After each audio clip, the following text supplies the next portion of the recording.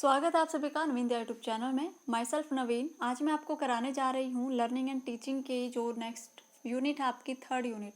Teaching की हमने mostly complete कर ली है। जो भी एग्ज़ाम के पॉइंट ऑफ व्यू से इंपॉर्टेंट क्वेश्चंस बनते हैं वो हमने कंप्लीट कर लिए हैं। तो आज हम करने जा रहे हैं लर्निंग की। ठीक है, अगर आप मेरे चैनल पर फर्स्ट टाइम विजिट कर रहे हो, फर्स्ट टाइम वीडियो देख रहे हो, तो बीएड से रिलेटेड नोटिफिकेशन पाने के लिए, बीएड से रिलेटेड मटेरियल और जो इम्पोर्टेंट क्वेश्चन है ये पाने के लिए चैनल को सब्सक्राइब कर ले और बेल आइकन को प्रेस कर ले, ताकि जो वीडियो मैं अपलोड करूँ उसकी नोटिफिकेशन जस्ट आपको मिल जाए। ठीक है, तो हम स्टार्ट करते हैं कि लर्निंग होती क्या है। लर्निंग जो है वो मैं आपको दो पार्ट्स में कराऊंगी, क्योंकि ये थोड़ा सा लंबा चलेगा ये वीडियो, इसलिए आज मैं आपको कराने जा रही हूँ कॉन्सेप्ट, कैरेक्टरिस्टिक्स और प्रोसेस क्या होती है लर्निंग की। ठीक है, इसका जो मेन कॉन्सेप्ट है वो मैं आपको क्लियर करा दूंगी आज। नेक्स्ट वीडियो में हम बात करेंगे types and factor affecting of learning के बारे में। ठीक है, तो आज जो मैं आपको प्रोवाइड करा रही हूँ कॉन्सेप्ट, मीनिंग, कैरेक्टरिस्टिक्स, वो देखते हैं। तो लर्निंग के बारे में जान लेते हैं कि लर्निंग होती क्या है। बिल्कुल कॉन्सेप्ट इसका क्या है लर्निंग का। तो लर्निंग को हिंदी में अधिगम या फिर सीखना भी बोलते हैं, आपकी बुक में दोनों मिल जाएंगे। तो लर्निंग या फिर अधिगम एक ऐसी प्रोसेस है, ऐसी प्रक्रिया है जो लाइफ टाइम चलती रहती है। जब बच्चे का जन्म होता है तब से बच्चा सीखना स्टार्ट करता है, और जैसे जैसे उसकी एज बढ़ती जाती है, जैसे जैसे उसका माइंड लेवल बढ़ता जाता है, तब तक वो सीखता ही जाता है, और अपने एंड पॉइंट तक बच्चा सीखता, इंसान सीखता ही चला जाता है। ठीक है, और जो चीज़ हम सीखते हैं अगर उससे रिलेट करके हमारे बिहेवियर में कुछ चेंज आता है, वो होता है एग्जैक्ट सीखना। अगर मान लीजिए हमने कुछ ऐसी चीज़ सीख ली और उससे हमारे बिहेवियर में बहुत कुछ चेंज हो गया, तो वो एग्जैक्ट मानी जाएगी लर्निंग। ठीक है, लर्निंग दो तरह की होती है, पॉजिटिव भी होती है, नेगेटिव भी होती है। कुछ चीज़ जो होती हैं पॉजिटिव, अगर हमारे बिहेवियर में पॉजिटिव चेंज लेकर आती हैं, उसको हम ऐड करते हैं लर्निंग में। कुछ चीज़ें ऐसी होती हैं जो नेगेटिव होती हैं, जैसे कुछ क्राइमली हम सीख लेते हैं, मतलब हम नहीं, कुछ भी अदर पीपल्स की मैं बात कर रही हूँ। जैसे क्राइम करते हैं तो क्राइम से रिलेट करके उनको ट्रेन किया जाता है। जैसे आतंकवादी वगैरह होते हैं तो वो भी सीखते हैं, वो उनकी भी लर्निंग ही होती है, लेकिन वो नेगेटिव होती है तो उसको हम इंक्लूड नहीं करते। जो भी वांछित होती है, जो भी पॉजिटिव लर्निंग होती है, हम सिर्फ उसी को इसमें ऐड करते हैं लर्निंग में। और पॉजिटिव हमारे बिहेवियर में चेंज आना ही एक तरह से लर्निंग कहलाती है।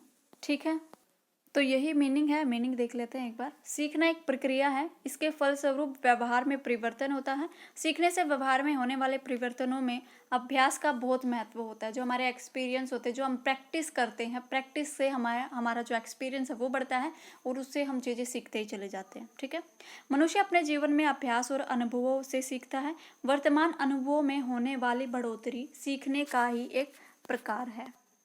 इसमें व्यक्ति व्यवहार, ज्ञान, रुचि, कौशल, अनुभवों से सीखने का एक कर्म है। सीखना एक कर्मिक प्रक्रिया भी है जो जीवन भर चलती रहती है। व्यक्ति अपने परिवार, आस पड़ोस, स्कूल, वातावरण सभी से कुछ न कुछ सीखता रहता है, जिससे उसके व्यवहार में परिवर्तन आता है, और व्यवहार में परिवर्तन आना ही सही तरीके से सीखना कहलाता है। सपोज कर लीजिए आपका कोई टॉपिक है जिसको लेकर आप कंफ्यूज हो, थोड़े से टेंस हो कि हमें ये टॉपिक इतना हार्ड है, मुझे समझ नहीं आता, और फिर आपको कुछ ऐसा मिल जाता है, ऐसी कोई टीचर मिल जाती है जिसको समझाने का एक्सपीरियंस ज़्यादा है। ऐसे एग्जाम्पल आपको दे दिए कि आपका जो डर था टॉपिक को लेकर वो चेंज हो गया, तो जो बिहेवियर था आपका उस टॉपिक को लेकर, पहले जो बिहेवियर था और अब सीखने के बाद जो बिहेवियर आया है, दोनों में चेंज हो गया है।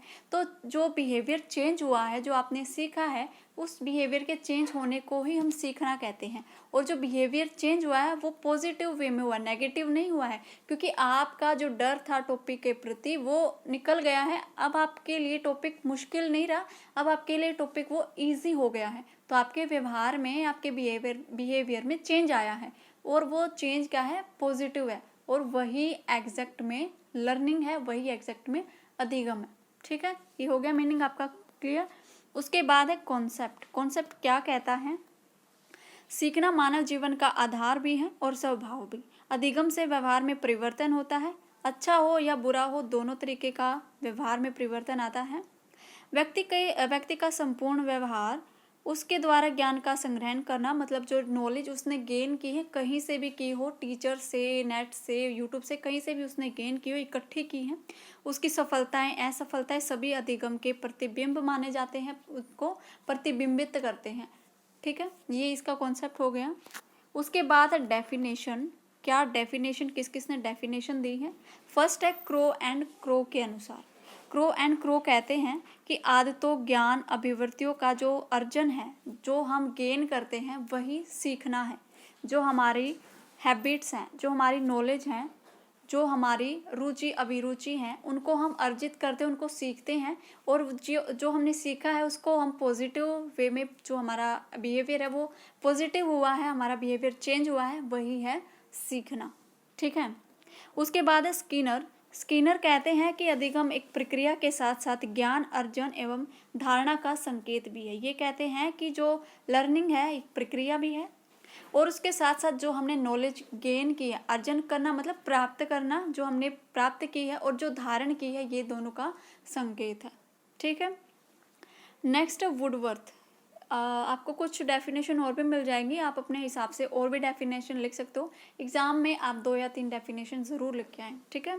तो वुडवर्थ कहते हैं कि नए ज्ञान तथा नई अनुक्रियाओं को प्राप्त करने की क्रिया ही सीखना है। नई नॉलेज को गेन करना, नई कुछ चीज़ें आप सीख रहे हो जिससे आपके बिहेवियर में चेंज हो रहा है, तो वही सीखना है। सिर्फ आपको मेन कॉन्सेप्ट याद होना चाहिए कि जो आप सीख रहे हो, जो आपका टॉपिक है, जो आपका कॉन्सेप्ट है, उससे रिलेट करके आपके बिहेवियर में जब चेंज होता है, जो पॉजिटिव चेंज होता है, वही आपकी लर्निंग है। ठीक है। उसके बाद देखते हैं नेचर ऑफ लर्निंग। आपके एग्जाम में आ जाए नेचर ऑफ लर्निंग या फिर आ जाए कैरेक्टरिस्टिक्स ऑफ लर्निंग, दोनों एक ही चीज़ हैं, अलग अलग चीज़ नहीं है। कहीं आप ये सोचो कि हमने तो नेचर किया था, एक कैरेक्टरिस्टिक्स आ गए, अब हम क्या करें, दोनों एक ही चीज़ है। ठीक है। तो फर्स्ट नेचर क्या होगी लर्निंग की? अधिगम सीखना एक निरंतर प्रक्रिया है, बिल्कुल कॉन्टिन्यूस प्रोसेस है। ये मैंने मीनिंग में भी आपको डिफाइन किया है। सीखना जीवन भर चलने वाली प्रक्रिया है। सभी मनुष्य जीवन की सभी अवस्थाओं में सीखते रहते हैं। स्टेज बाय स्टेज, कुछ भी आपकी स्टेज हो, सीखते ही चले जाते हैं हम। इसका संबंध केवल विकास की किसी विशेष अवस्था से या फिर किसी विशेष परिस्थिति या घटना से नहीं है। हम केवल स्कूल कॉलेज से नहीं सीखते, बल्कि घर, आस पड़ोस सभी से सीखते हैं। बिल्कुल ये एक प्रोसेस जो है कॉन्टिन्यूस चलने वाली प्रोसेस है। जब हम बच्चे होते हैं, बच्चे जो छोटे बच्चे होते हैं वो सीखते हैं, जैसे जैसे उनकी एज बढ़ती जाती है, जैसे जैसे उनका माइंड लेवल बढ़ता जाता है, और जैसे उनका एनवायरनमेंट चेंज होता जाता है, सबसे वो सीखते ही चले जाते हैं। और ये नहीं है कि हम एक स्टेज ऐसी होते कि इस स्टेज में हमने सीख लिया, दूसरी स्टेज आके उसमें हमारा जो सीखना है वो कम बढ़ ज़्यादा हो गया, ऐसा कुछ नहीं है। स्टेज बाय स्टेज हम सीखते ही रहते हैं और लाइफ टाइम हम सीखते ही चले जाते हैं। ठीक है। नेक्स्ट है जो आपकी नेचर। अधिगम विकासशील तथा प्रगतिशील है। अधिगम का संबंध वातावरण के पदार्थों, वस्तुओं और क्रियाओं के नए पक्षों को समझने, उनको करने या फिर अर्जन करने से होता है। अधिगम से व्यवहार में वांछित परिवर्तन भी होता है। मैंने आपको बताया था कि जो चीज़ हम सीखते हैं, अगर उससे हमारे बिहेवियर में पॉजिटिव चेंज आता है, तो एग्जिट में वही एक अच्छी लर्निंग मानी जाती है। ठीक है। तो इससे विकास होता है हमारा भी और हमारी प्रगति होती है। ठीक है। नेक्स्ट, अधिगम में स्थानांतरण संभव होता है। बिल्कुल हम इसको ट्रांसफ़र कर सकते हैं। कैसे? किसी एक परिस्थिति में सीखा गया ज्ञान दूसरी परिस्थिति में प्रयोग में लाया जा सकता है, यह संभव है। इसी को अधिगम स्थानांतरण कहते हैं। देखिए कैसे होता है स्थानांतरण। आपने मैथ सीख लिया, कैलकुलेशन करनी आपने सीख ली। अब आप कोई ऐसा मार्केट में जाते हो सामान लेने के लिए, तो आपने जो मैथ सीखा है तो वो आप यूज़ करोगे, अप्लाई करोगे मार्केट में, कि जितना आपने सामान लिया है, जितना भी आपने मार्केट से सामान लिया है, उसको काउंट करोगे कितने पैसे का वो हो गया, तो वो हो गया स्थानांतरण।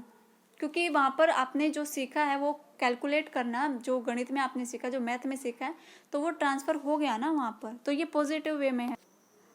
नेक्स्ट आपकी नेचर है। अधिगम वंशानुक्रम और पर्यावरण दोनों पर निर्भर करता है। किसी भी व्यक्ति द्वारा सीखा गया ज्ञान वंशानुक्रम एवं पर्यावरण दोनों पर निर्भर करता है। व्यक्ति जन्म से लेकर अंत तक सीखता ही चला जाता है। देखिए अगर किसी के पेरेंट्स हैं जो जीन होते हैं माता पिता के जो जीन होते हैं बच्चे में, तो अगर माता पिता इंटेलिजेंट हैं और उनको पर्यावरण जो इन्वायरमेंट है वो भी उसी के अकॉर्डिंग मिला है कि उनके टीचर भी ऐसे हैं, उनके आस पड़ोस के जो उसका आस पड़ोस का व्यवहार है, जो व्यक्ति हैं वो भी ऐसे हैं कि उनको नॉलेज गेन कराते रहते हैं, तो दोनों का एक ऐसा कॉम्बिनेशन बनता है जिससे जो लर्नर है, जो सीखने वाला है, वो पॉजिटिव वे में सीखता ही चला जाता है। बहुत ज़्यादा इफ़ेक्ट पड़ता है इस चीज़ का, जीन्स का और इन्वायरमेंट का। ठीक है, नेक्स्ट है अधिगम से व्यवहार में परिवर्तन होता है। ये वही बात आ गई, अधिगम से व्यवहार में परिवर्तन होता है। सीखना किसी भी तरीके से हो, व्यवहार में परिवर्तन अवश्य होता है। वर्तमान अनुभव में होने वाली बढ़ोतरी को सीखने का एक प्रकार माना जाता है। ठीक है, उसके बाद है जीवन भर चलने वाली प्रक्रिया है। नेक्स्ट, अभिप्रेरणा अधिगम को गति देता है। देखिए, अभिप्रेरणा मतलब मोटिवेट करना। अगर हमें कोई मोटिवेट करता है, हम कुछ करना चाहते हैं और उसके प्रति हमें कोई मोटिवेट कर दे कि आप कर सकते हो इस चीज़ को, कुछ भी मुश्किल नहीं है, तो हम मोटिवेट होंगे उस चीज़ के प्रति और हम उस चीज़ को सीखना स्टार्ट कर देंगे। उस चीज़ के प्रति अपना टाइम जो है वो स्पेंड करना ज़्यादा स्टार्ट कर देंगे और उस चीज़ पर हम ज़्यादा फोकस करेंगे। ठीक है, अभिप्रेरणा के कारण मनुष्य सही दिशा में प्रयास करता है, सही साधनों का चुनाव कर वांछित उद्देश्य की प्राप्ति भी कर लेता है। ओके, नेक्स्ट जो हमारे नेचर है, अधिगम सार्वभौमिक प्रक्रिया है, यूनिवर्सल एक प्रोसेस है लर्निंग। अधिगम सभी जगहों पर होता है। किसी भी कोई जगह है वो निश्चित फिक्स नहीं होती कि इसी जगह पर सीखा जाता है। स्कूल है, कॉलेजेस है, हम सिर्फ वहीं सीखते नहीं, हम रोड पर चलते चलते भी कुछ सीख लेते हैं। ठीक है, अधिगम में श्रेष्ठता और निपुणता कर्मानुसार बढ़ती है। सभी व्यक्ति सीखने में पूर्ण क्षमता रखते हैं। सपोज कर लीजिए आप रोड पर कहीं जा रहे हो और आपको पोस्ट ऑफिस मिल गया रास्ते में और आपने देख लिया कि हाँ पोस्ट ऑफिस यहाँ है, आप डेली उसी रास्ते पर आ जा रहे हो, लेकिन आपको किसी दिन काम पड़ गया, किसी दिन ऐसा हो गया कि ज़रूरी काम है, पोस्ट ऑफिस में आपको जाना है, कोई पार्सल जो कुरियर जो आपको पार्सल करना है। ठीक है, तो आपने सीखा था कि हाँ वहाँ पर पोस्ट ऑफिस है, आप वहाँ पर गए तो आपके काम आया, पॉजिटिव हुआ, आपके बिहेवियर में चेंजेस आया उस चीज़ का। ठीक है, तो ज़रूरी नहीं है कि आप स्कूल में ही सीखेंगे कि स्कूल में बताएंगे कि वहाँ पर पोस्ट ऑफिस है, आपको जब काम होगा आप उस रोड से वहाँ पर जाओगे। नहीं, आप रोड पे चलते चलते भी आपको पता चलेगा कि ये है, तो आपने वहाँ से भी कुछ सीख लिया है। साइन बोर्ड्स होते हैं कि यहाँ पर रोड ऐसा है, टर्न करके जाएंगे, यू टर्न है, कैसा है, तो आप चलते चलते भी बहुत कुछ सीख सकते हो। रोड पर भी आप बहुत कुछ सीख सकते हो। तो ज़रूरी नहीं है कि कोई जगह फिक्स है कि आप वहीं पर कुछ सीख सकते हो। ठीक है, कुछ फिक्स नहीं होता लर्निंग में। नेक्स्ट, सीखना अभ्यास अनुभूति का परिणाम है। सीखने का आधार है अनुभवों में, अनुभवों से सीखना, जो हमारे एक्सपीरियंस होते हैं उनसे सीखना। पुराने अनुभवों के आधार पर नए नए अनुभव हम प्राप्त करते हैं। अनुभव से व्यक्ति बहुत कुछ सीखता है। अभ्यास से लगातार मनुष्य सीखता ही रहता है। जो हमारे एक्सपीरियंस है, जो हमने काम किया है किसी भी फील्ड में, तो हमारे एक्सपीरियंस बढ़ते जाते हैं और अगर उस फैक्ट से रिलेटेड, उस काम से रिलेटेड थोड़ा सा जो लेवल है वो बढ़ जाता है, थोड़ा सा हार्ड काम अगर वो हो जाता है, तो हमें पता है कि वो काम जो हमारा जो लास्ट एक्सपीरियंस है हमने ऐसे किया था, थोड़ा सा चेंज करके हम उस काम को भी कर लेते हैं, क्योंकि हमारे पास काम करने का एक्सपीरियंस है, हमने सीखा है कुछ। ठीक है, उसके बाद है अधिगम व्यक्तित्व के सर्वांगीण विकास में भी सहायता करता है। व्यक्ति अपने जीवन में बहुत कुछ सीखता है, कुछ वांछित है, कुछ अवांछित है। अधिगम से व्यक्ति का सर्वांगीण विकास होता है। संतुलित और सर्वांगीण विकास में अधिगम में अधिक प्रक्रिया का महत्वपूर्ण योगदान होता है। जो संतुलित जो व्यवहार होता है या फिर जो पर्यावरण हमारा होता है, आसपास का जो एनवायरनमेंट होता है, वो हमारे सीखने में बहुत ज़्यादा अहम भूमिका निभाता है, क्यों जो हम पॉजिटिव वे में चीज़ों को लेके जाते हैं, जो हमारा पॉजिटिव बिहेवियर चेंज होता है। ठीक है, उसके बाद हम प्रोसेस देखेंगे, क्या प्रोसेस है इसकी। जो लर्निंग है, लर्निंग की प्रोसेस एक कॉन्टीन्यूस प्रक्रिया होती है। आपने मीनिंग में भी देखा था, हमने नेचर में भी देखा था। ये कॉन्टीन्यूस चलने वाली प्रक्रिया, और वो कैसे कैसे चलती है वो देखिए। पहले उद्देश्य, आपका कुछ उद्देश्य होगा, कुछ एम होगा कि मुझे ये बनना है, मुझे ये काम करना है। तो फर्स्ट आपका उद्देश्य हो गया कि हमें बीएड करनी है। ठीक है, तो बीएड करने के लिए आपने सोच लिया कि बीएड के एग्ज़ाम देने हैं, ये आपका उद्देश्य हो गया। नेक्स्ट अभिप्रेरणा, आपको बीएड से रिलेटेड बहुत सारे गाइडेंस मिल गई, बहुत सारे मोटिवेट करने वाले पर्सन मिल गए, यूट्यूब से बहुत सारी चीज़ें ऐसे मिल गई कि आपको मोटिवेट करते रहें कि बीएड से कुछ नहीं होता, मतलब बीएड ज़्यादा हार्ड नहीं है, ज़्यादा मुश्किल नहीं है, आप इजीली कर सकते हो, तो आप मोटिवेट हो गए। कुछ इंपॉर्टेंट क्वेश्चंस आपको पता चल गए, प्रीवियस ईयर के क्वेश्चन पेपर आपको पता चल गए, तो आप मोटिवेट हो गए उस चीज़ के प्रति। ठीक है। उसके बाद है तरह तरह की अनुक्रिया, आप अलग अलग मेथड अपनाओगे, अनुक्रिया आप करोगे उस चीज़ से लेकर।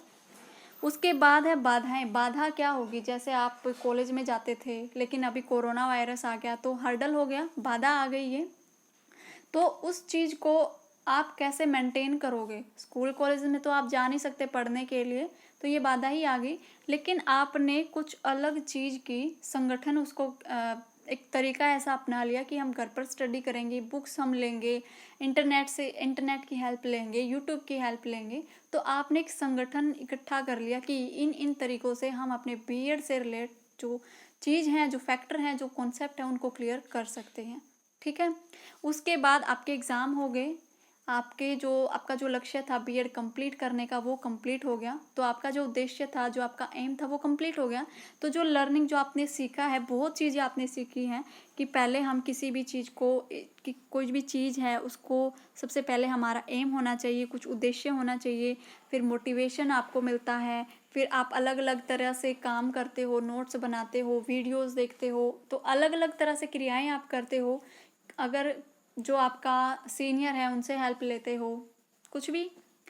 उसके बाद कुछ बाधा अगर आ जाती है तो उसको आप कैसे हैंडल करोगे, कैसे उसको रिमूव करोगे, क्या क्या तरीके अपनाओगे, फिर आप लास्ट में देखोगे कौन सा जो तरीका आपने किया है, एक संगठन बनाओगे कि मैंने ये तरीके अपनाए और कौन सा बेस्ट है, उसका संगठन बनाओगे आप। फिर लास्ट में आपका जो एम था, जो उद्देश्य था, वो लास्ट में अगर कंप्लीट हो जाता है आपका, तो बिल्कुल प्रोसेस जो होती है इसकी कंटिन्यूस चलती है। ये नहीं है कि आपने जो आपका उद्देश्य है वो आपने देख लिया कि मेरा ये एम है, फिर कुछ बाधाएं आ गई, ऐसा नहीं है। प्रोसेस चलती रहती है, कंटिन्यूस चलेगी, बीच में आप कुछ भी नहीं बीच में ऐड कर सकते अलग अलग। ठीक है। तो ये हमारा लर्निंग का आज का टॉपिक था, यहाँ तक हम कंप्लीट कर चुके हैं। नेक्स्ट जो सेकंड पार्ट आएगा उसमें मैं आपको कराऊंगी types and factor affecting of learning. Okay.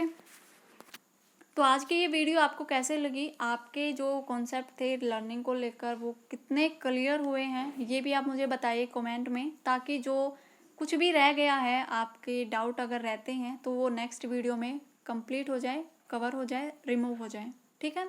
तो आज के लिए था बस इतना ही, नेक्स्ट वीडियो में फिर मिलेंगे। तब तक के लिए घर पर रहिए, सुरक्षित रहिए, अपने जो नोट्स है वो बनाते रहिए और अपनी बीएड की तैयारी अच्छे से कीजिए। ठीक है। तो मिलते हैं नेक्स्ट वीडियो में। Bye bye.